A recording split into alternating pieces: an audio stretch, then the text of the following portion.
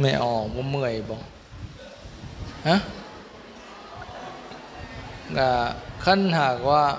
เมื่อยหลายก็ลุกไปย่างหรือขั้นผู้ใดปวดนักปวดเบาอย่าไปอดได้ไปได้เด้อว่าแม่นไปอดแต่บ่ได้ผู้เฒ่านะสายยุ่มบ่ดีนะบ่แม่นว่าโอ้ยฟังเทศปวดนักก็ไปบ่ได้ปวดเบาไปบ่ไปได้กราบผ้าได้ก็ไปแล้วก็มานะบ่แม่นไปแล้วเมื่อเลยก็บ่ได้เรื่องอีกแล้วนี่ก็ได้นะ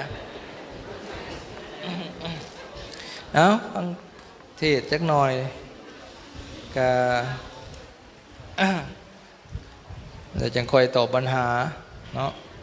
โอ้เอาโทรศัพท์มาให้ในถุง